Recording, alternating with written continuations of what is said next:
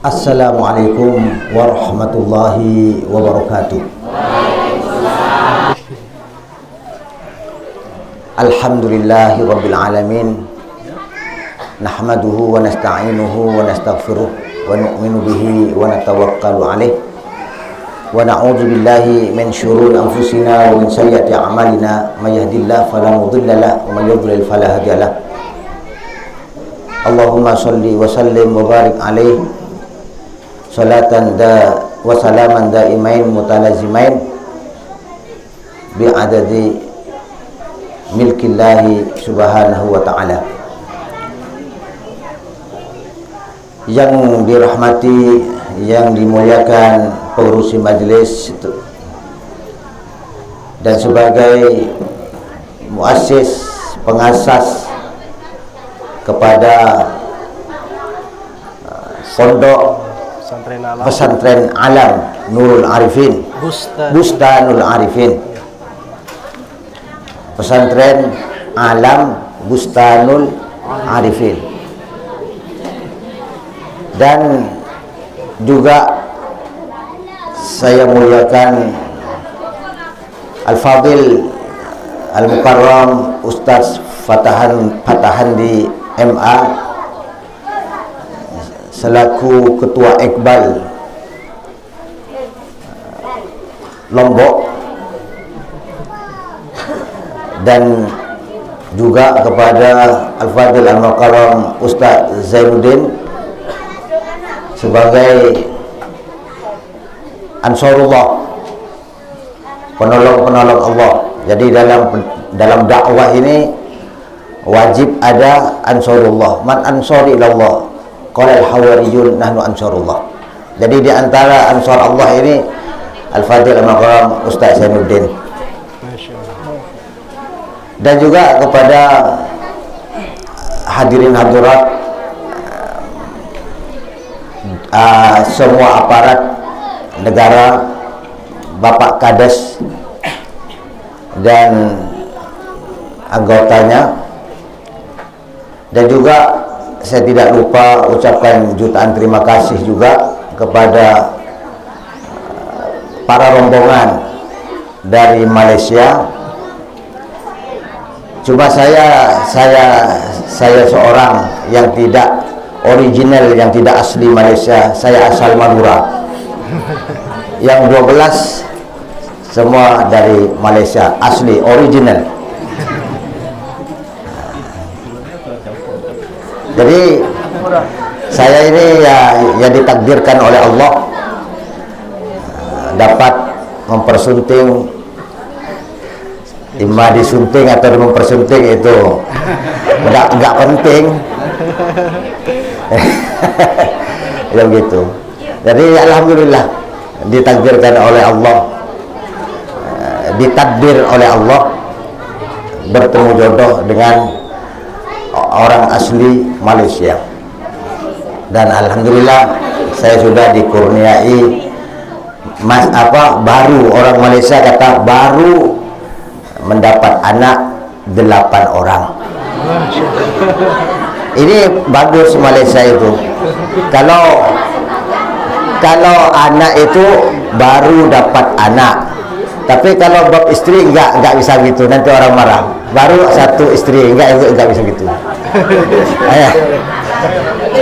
Jadi begitu. Ini bahasa Malaysia begitu. Kalau ditanya sudah ada berapa anak, baru 3. Maknanya itu potensinya untuk 13, itu enggak ada salah. Tapi istri berapa orang, baru seorang, itu orang marah. Alhamdulillah, saya ucapkan jutaan terima kasih kepada semua yang hadir di tempat yang sederhana ini. Kata muassis sederhana, bagi saya itu sudah luar biasa. Sebab apa? Sebab masjid Rasulullah itu mana beratapkan seperti ini, baru beratapkan kurma, tiang niatan kurma, lantainya lantai pasir.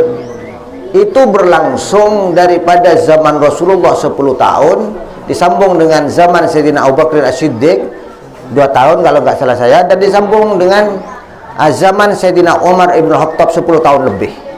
Itu sudah berapa puluh tahun, 20 tahun lebih masih berlantaikan pasir. Ini baru 4 tahun sudah lantainya luar biasa. Itu bukan sederhana, itu sudah hebat. Cuma oleh karena manusia ini kurang mensyukuri nikmat, ya selalunya begitu, kurang selalu gitu kan. Ya enggak, bukan saya gojlok muassis, enggak bukan gojlok, enggak. Ibu bapak yang dirahmati Allah Subhanahu wa taala, saya terus terang merasa terharu,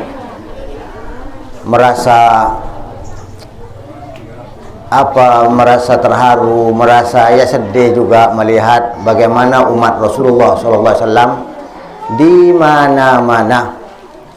Apalagi ketika saya melihat itu Nahdlatul Ulama. Jadi maksudnya apabila diletak Nahdlatul Ulama itu tanda yang besar bahwa keinginan muassis di pondok pesantren Alam Bustan Arifin ini menghendaki ingin kebangkitan para ulama di pondok ini. Amin. Jadi kalau dari sudut silsilah ilmu, mungkin diantaranya saya ini paling dekat dengan Al-Mukarram Sayyibul Fadilah Alim Allamah Kiai Haji Hashim Asy'ari. Kiai Haji Asy'ari mempunyai murid, diantaranya ialah Syekh Abdul Fadl As-Senori, Tuban, Jawa Timur, dan saya muridnya sampai beliau wafat. Jadi saya istilahnya baru cucu dengan Syekhuna Kiai Hashim Asy'ari. Jadi diantara silsilah sanad ilmu, alhamdulillah saya diantara mempunyai sanad yang tinggi dengan ulama-ulama besar di Indonesia. Cuma saya di sini saja cerita, saya nggak cerita tempat lain. Jadi alhamdulillah ini barokahnya ulama. Di dalam Islam ini begini, Islam, ya. Islam itu maknanya aslama yuslimu islaman. Jadi kalau orang belajar ilmu syarah kan begitu kan.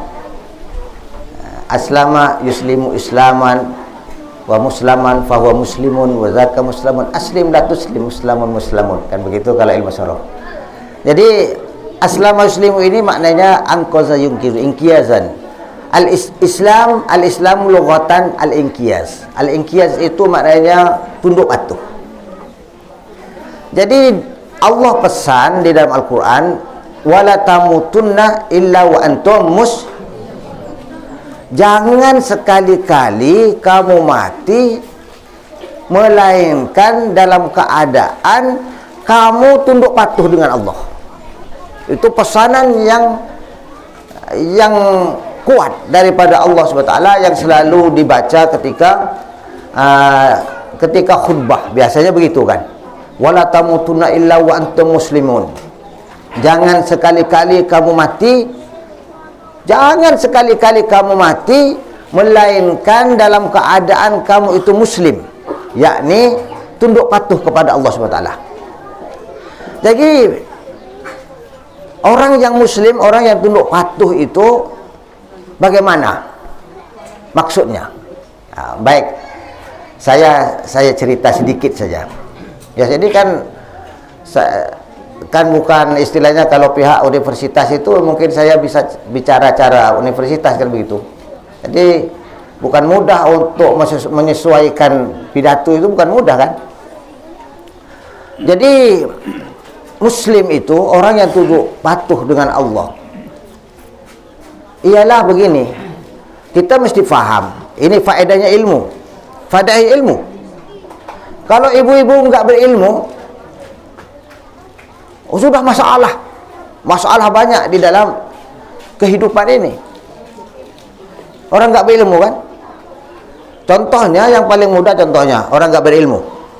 Kadang-kadang saya di Malaysia 30 tahun lebih, 32 tahun atau 33 tahun di Malaysia.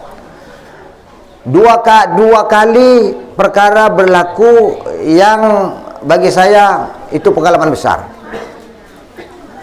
Ketika saya mengucapkan salam dengan seseorang, Assalamualaikum pakcik. Pakcik. Ya. Assalamualaikum pakcik. Jawabannya apa? Ya.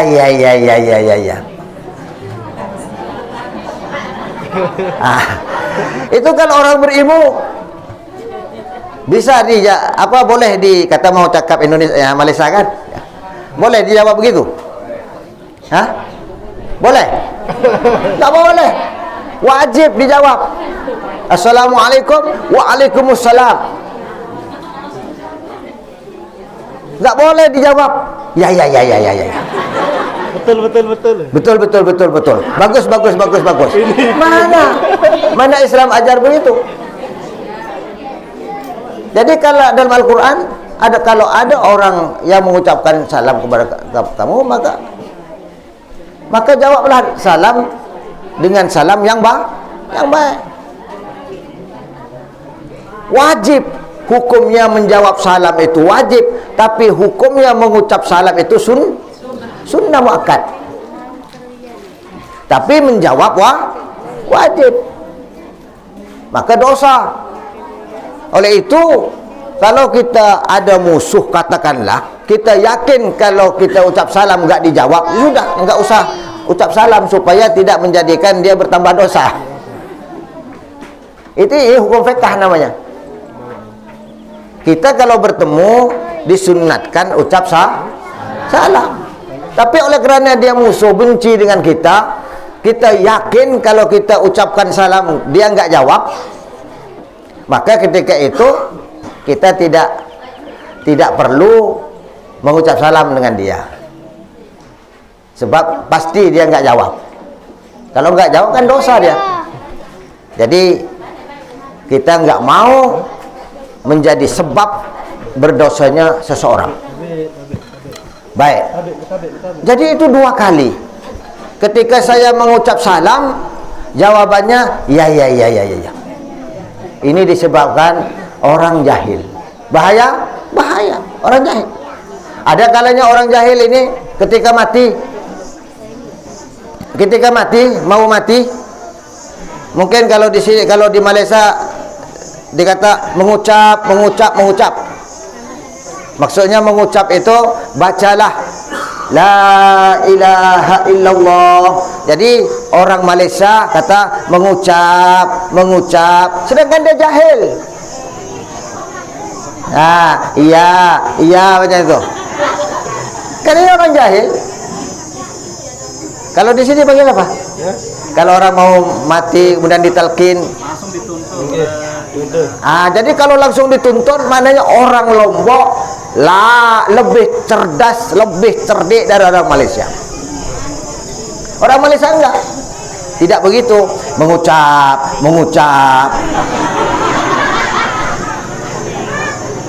Jadi iya, kalau faham apa isinya mengucap, ya kalau faham mengucap la ilaha illallah. Kalau enggak paham,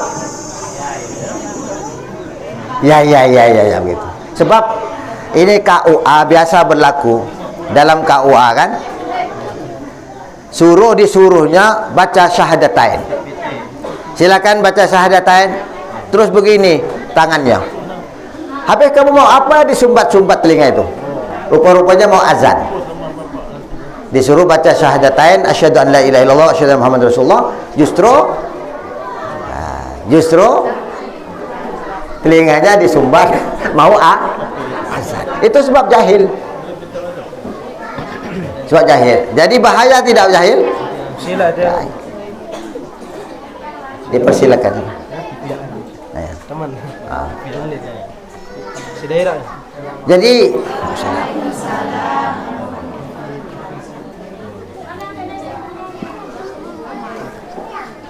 iya. Sila. Ini Ustaz Rudi pernah tinggal di madrasah saya ketika magang ketika magang 24 hari atau 26 hari, saya lupa saya.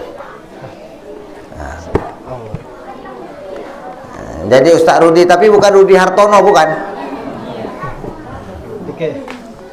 Jadi hadirin hadirat yang dirahmati Allah, jadi itu bahayanya orang yang nggak ada kadang-kadang baca tasyahud, at-tahiyyatu itu dibaca bagaimana? At-tahiyyatu. Itu saya dengar sendiri, tapi sudah umur 60 lebih, bagaimana mau perbaiki orang seperti ini? Mengaji malas. Tetapi dalam masa Imam Asy-Syafi'i, baca tahiyat itu rukun. Kalau nggak betul dan tak mau belajar, tidak sah solatnya. Kan begitu. Dibaca at-tahiyyatu, seakan-akan lebih fasih daripada orang Arab, padahal bodoh murakkab, jahil murakkab. Jadi ini masalah. Ya, kalau orang Jawa, ya macam-macam orang Jawa. Soal saya mengaji di Jawa 5 tahun lebih diantaranya. Jadi macam-macam. Baca Al-Fatihah. Kalau orang Jawa pedalaman, dia baca begini, Alhamdulillahirabbil alamin. Jadi alhamdulillah dibaca alkamdu. Alamin dibaca ngalamin. Sebab orang Jawa kan banyak kang, ingsun. Kan banyak bahasa nganga itu. Alhamdulillahirabbil alamin. Lepas itu walad dolinya walad dalil. Terkejut di belakang. Jadi ini masalah. Ini mesti belajar. Sebab membaca Al-Fatihah itu rukun. Jadi mesti belajar. Kalau nggak bisa juga, ya itu sudah dimaaf. Sebab sudah ikhtiar, nggak bisa juga, ya sudah.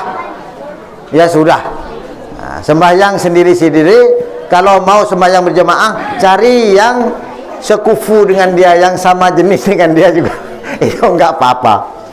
Itu kelonggaran dalam fiqh.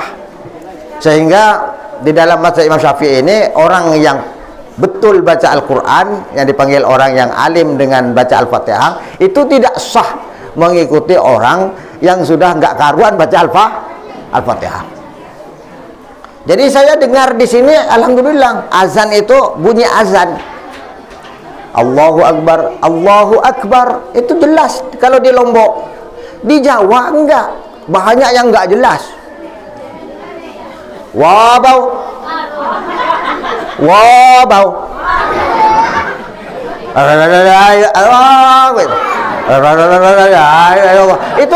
itu saya dengar itu. Tapi di Lombok enggak ada seperti itu.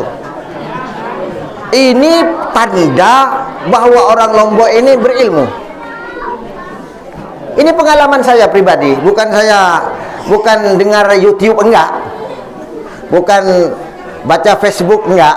Ini pengalaman saya di tahun 88 ketika saya mondok di Jawa. Jadi macam-macam bunyi di Jawa. Tapi sementara ini di Lombok enggak pernah saya mendengar orang azan aneh-aneh. Bermakna orang Lombok ini orangnya berilmu. Alhamdulillah, luar biasa itu. Ya, luar biasa. Oleh itu, insya Allah mudah untuk dijadikan di Lombok ini kebangkitan para ulama besok. Mudah, insya Allah. Asalkan jangan terlalu modern sudah. Kalau terlalu modern bahaya juga itu. Kalau terlalu modern nanti bahaya juga. Ya sudah hidup begini itu pun sudah alhamdulillah itu. Hadirin hadirat yang dirahmati Allah, ini saya tambah sedikit saja lagi, kan? Begini, Muslim tadi Islam, kita dipesan oleh Allah SWT, jangan sekali-kali kamu mati melainkan dalam keadaan muslim, tunduk patuh kepada Allah. Apa maksudnya muslim atau tunduk patuh kepada Allah? Begini, apa itu Islam? Apa isinya Islam? Apa isinya Islam? Kalau saya gunakan bahasa apa, tak apa. Ya, sebab dah selalu tengok apa itu nama Upin Ipin kan. Ya, itu mesti faham punya. Jadi apa itu Islam? Maka kata ulama, isi Islam itu ada dua. Nanti ada dua ya. Ada makmur, ada manhi. Ada perintah, ada larangan. Itu. Islam itu ada perintah, ada larangan. Itu kena faham. Ada makmur, ada manhi. Ada perintah, ada larangan. Baik. Dari sudut pecahan daripada makmur itu, perintah itu ada dua. Ada fardu, ada mandub. Ada fardu, ada sunat. Perintah itu ada fardu, ada sunat. Ini dengar elok-elok. Ini kaedahnya ulama. Saya ini cuma tiru-tiru saja. Ya, ada perintah, ada larangan. Daripada makmur perintah ini turun. Ada fardu, ada sunat. Ada fardun, ada mandubun. Baik. Ya, pecah dua. Perintah ini pecah dua. Ada apa tadi? Fardu, ada sunnah. Baik. Ada fardu, ada sunnah. Daripada fardu ini ada dua pecah. Ada fardu ain, ada fardu kifayah. Itu Islam. Islam enggak apa nama, tidak macam-macam atau tidak terlalu panjang lebar, enggak. Ulangi lagi, Islam itu apa? Ada dua. Ada larangan, ada perintah, ada larangan. Dalam perintah bagi dua. Ada perintah fardu, ada perintah sunat. Jadi dalam perintah ini ada fardu, ada dalam fardu ada dua juga. Ada fardu ain, wajib ke atas setiap orang. Ada fardu kifayah, kalau ada orang yang sudah buat, sudah enggak dosa yang lain. Ini kemasyarakatan namanya. Jadi dalam Islam ini mesti ada dua. Ada fardu ain, itu persoalan pribadi. Ada fardu kifayah, itu kemasyarakatan. Jadi Islam kalau diperhatikan, keseluruhannya ke situ, pecahnya. Ini hebatnya Islam. Baik. Sekarang yang fardu itu adalah asli, asal kita. Seperti mana asal kita ini adalah Allah. Daripada Allah ini adalah asal, fardu. Kemudian Allah ciptakan yang lain, itu dipanggil sunatnya, yakni sunnatullah dipanggil. Oleh itu dipanggil sunnatullah, yaitu tambahan daripada asal tadi. Jadi dalam bahasa Arab, nadbun akhirnya jadi mandubun, itu maknanya tambahan. Jadi begini, yang fardu untuk Allah, untuk berurusan dengan Allah. Tetapi yang sunnah ini adalah bonus untuk kita. Kalau kita tak mau bonus hidup ini, silap. Itu bukan alami. Jadi enggak apa-apa, yang penting enggak bocor. nggak apa-apa, yang penting ada lantai walaupun pasir. Itu maknanya kurang alami orang itu, otaknya kurang beres sedikit. Jadi kita mesti berkembang. Sebagai orang Islam, jangan suka yang cukup-cukup. Sehingga Rasulullah kata, la yashba'ul mu'min min khair. Yang namanya orang mukmin itu nggak patut merasa kenyang dengan berbuat satu kebaikan. Dia mesti terus dikembangkan. Itu nggak patut orang mukmin begitu. Ini hadis yang masyhur, la yashba'ul mu'minu min khairin.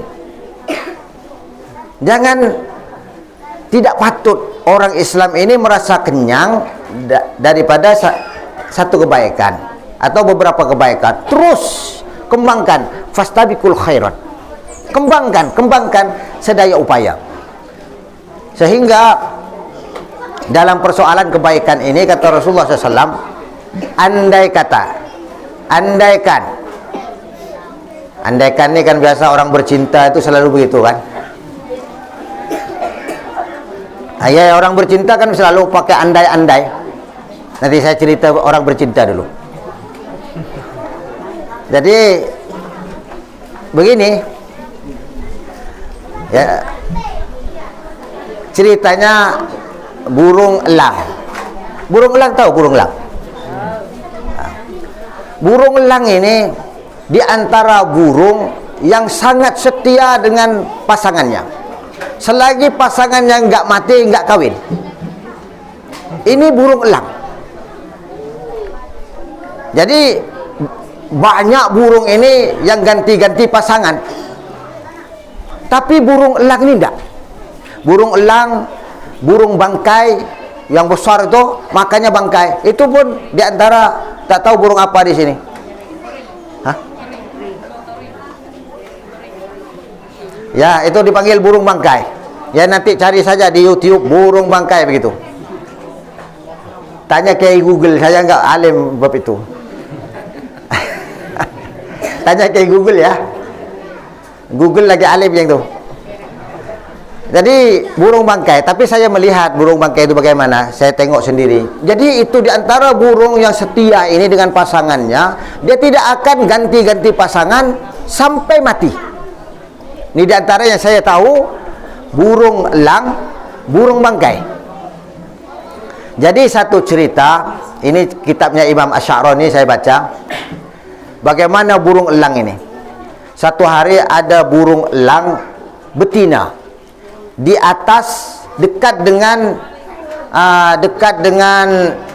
apa nama itu, kubah Nabi Sulaiman alaihi salatu wasalam. Jadi burung elang jantan ini dia pujuk hari-hari, marilah kawin dengan saya. Apa kurangnya saya nih?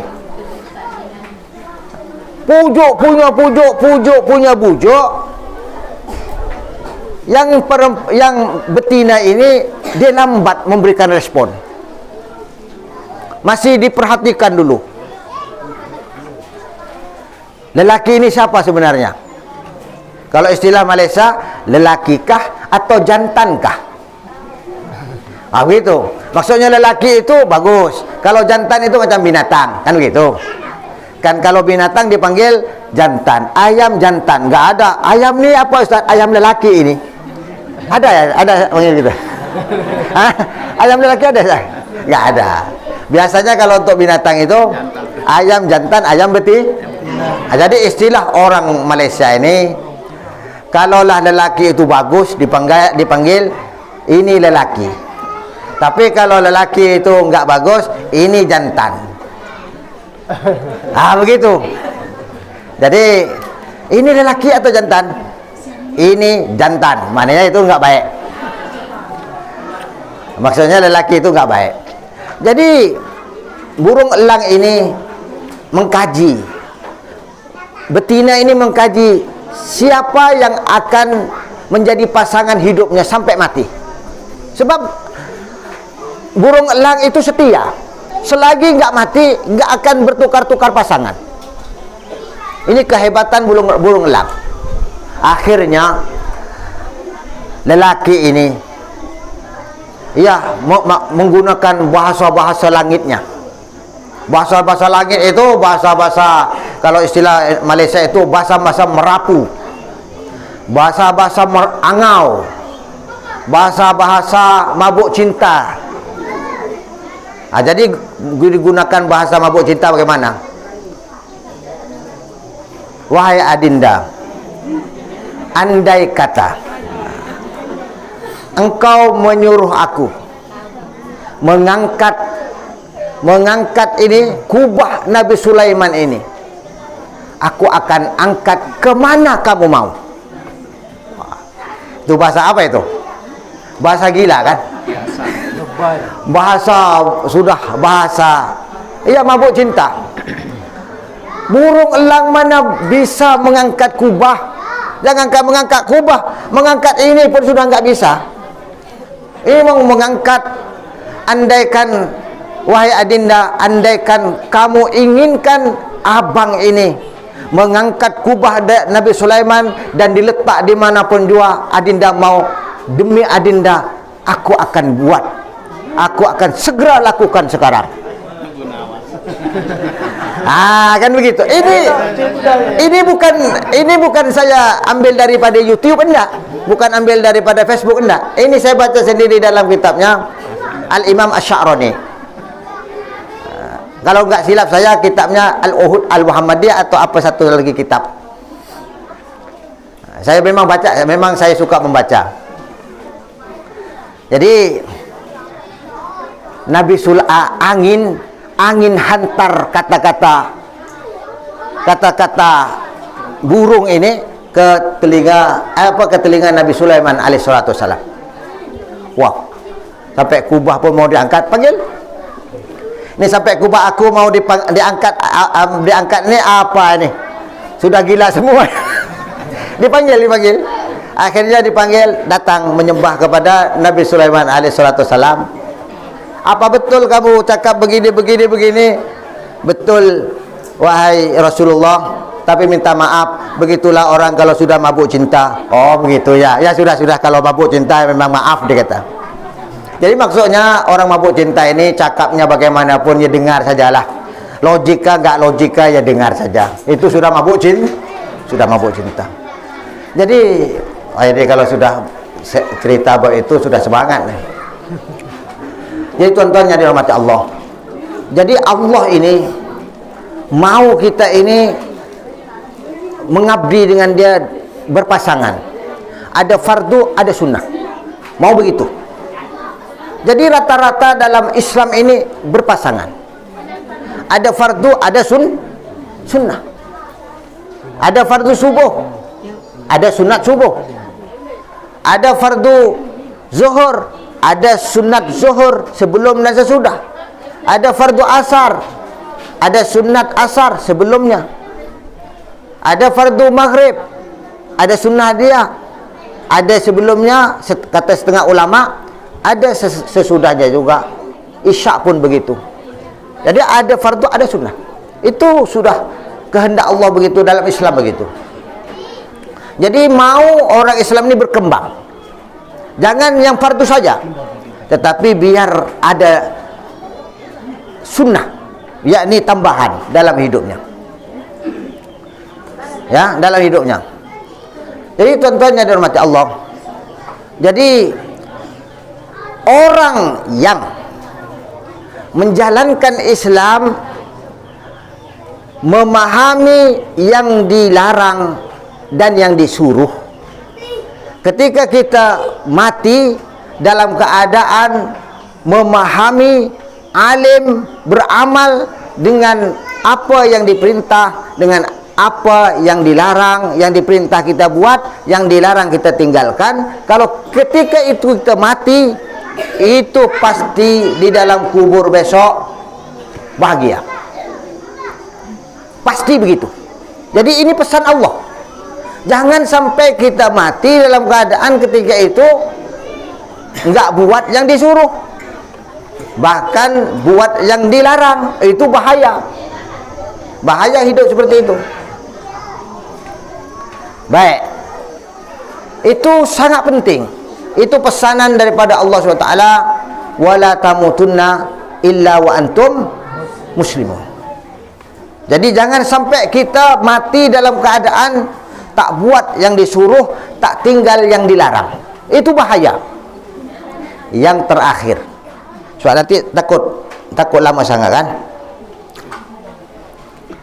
Hah? Masih belum. Baik. Masih tinggal berapa jam lagi, Ustaz? 1 jam 5 menit. 5 menit. Hah? 5 menit. 5 menit lagi, Ustaz? Oh ya, ini terakhir. InsyaAllah. Jadi itulah kehidupan. Jangan sampai kita mati dalam keadaan tidak buat apa yang disuruh, tinggal yang dilarang. Jangan sekali-kali begitu, bahaya. Yang terakhir, ini yang terakhir. Jadi yang terakhir ini saya pernah membaca sebuah kitab. Nama dia, kitab ini berpuluh jilid. Kitab ini namanya Khasaisun Nubuwah, keistimewaan Nabi Rasulullah SAW. Kitab ini berpuluh-puluh jilid yang dikarang oleh Imam Al-Baihaqi. Imam Al-Baihaqi. Imam Al-Baihaqi ini orang daripada Iran, namanya Baihaq. Orang daripada Iran, tapi mengarang kitab luar biasa. Sehingga kata ulama fiqh ini boleh dikatakan terhutang budi kepada Imam Asy-Syafi'i rahmatullah alaih. Tetapi kalau dengan Imam Baihaqi ini, Imam Syafi'i terhutang budi dengannya. Kerana mazhab Imam Asy-Syafi'i ini dikembangkan oleh Imam Al-Baihaqi. Kerana banyak kitab-kitabnya Imam Al-Baihaqi yang mengembangkan mazhab Imam Syafi'i. Baik, di antara kitabnya Imam Al-Baihaqi, kemarin saya ada ziarah Pondok Badriyah, nama mudirnya itu, nama mudirnya Lalu Muhammad Baihaqi Tahir. Oh, rupa-rupanya daripada Baihaq juga ini. Baik. Jadi di dalam kitab Baihaqi itu, saya ketika itu terbaca, saya ambil satu jilid, tapi jilid keberapa itu saya baca, kalau enggak salah saya sekitar tahun 92 atau 94 atau 93 ketika saya baca. So, saya baca sekitar itu, kalau enggak salah saya 93 atau 94 saya baca kitab itu. Jadi ketika saya ambil kitab itu, saya buka cerita seorang perempuan, seorang remaja perempuan. Perempuan ini cantik, rajin luar biasa, cerdas. Maknanya nilai-nilai seorang perempuan sempurna kepada dia. Dan anak tunggal. Dipanggil anak tunggal, Ustaz? Satu-satunya anak tunggal. Tahu-tahu mati ketika umur belasan tahun. Bagaimana perasaan ibu dan bapak? Habis sedih. Sehingga makan pun tidak kenyang, tidur pun tidak lena. Tidak nyenyak. Tidur tidak nyenyak, makan pun tidak kenyang. Itu ketika orang mabuk cinta pun ya begitu. Tanya Ustaz Sainuddin kalau nggak percaya. Jadi tahu-tahu mati, sudah macam mau gila. Sudah mau gila. Ibu bapaknya sudah mau gila. Akhirnya jumpa Rasulullah SAW. Jumpa Rasulullah SAW, dan akhirnya Rasulullah mengizinkan untuk menghidupkan anaknya semula. Akhirnya Rasulullah kata, tunjukkan kepada saya di mana kuburnya. Allah sudah izinkan untuk menghidupkan anak kamu. Maka dibawa ke kuburnya dan dikeluarkan. Akhirnya mukanya dibuka. Akhirnya Rasulullah kalaulah namanya Fatimah, ya Fatimah, Assalamualaikum, assalamualaikum ya Fatimah. Waalaikumsalam ya Rasulullah. Dijawab. Hidup semula. Kemudian Rasulullah tanya, ini Fatimah, ini ibu bapak kamu ni sudah macam mau gila. Sudah macam mau gila sudah. Kerana kepergian kamu kepada Tuhan kamu, Tuhan pencipta kamu. Sekarang Allah bagi izin kepada saya, sama ada kamu terus akan hidup bersama ibu bapak kamu sehingga waktu yang ditentukan, atau kamu terus mau bersama Tuhan pencipta kamu. Ada dua pilihan. Ini cerita, ini cerita hadis ya. Ini hadis dalam kitab Khasaisun Nubuwah. Jadi sedangkan ibu bapaknya menjaga Fatimah ini luar biasa, bagaikan apa, menatang apa dipanggil kayaknya? Minyak yang penuh. Bagaikan menatang minyak yang penuh. Maksudnya kalau ini ada, ini kan ada minyaknya, dijunjung begitu, bagaimana orang mau berjalan dengan penuh hati-hati supaya minyaknya enggak tumpah. Itu istilah orang Malaysia, bagaikan menatang minyak yang penuh. Maksudnya berat, maknanya dipelihara sungguh-sungguh. Kata anak tadi itu, ya Rasulullah, jangan sekali-kali ya Rasulullah. Sesungguhnya ibu bapak saya yang memelihara saya bagaikan menatang minyak yang penuh. Hanya begini ya Rasulullah, hanya begini sedikit saja berbanding dengan kasih sayang Allah Ar-Rahman Ar-Rahim. Begini saja. Maksudnya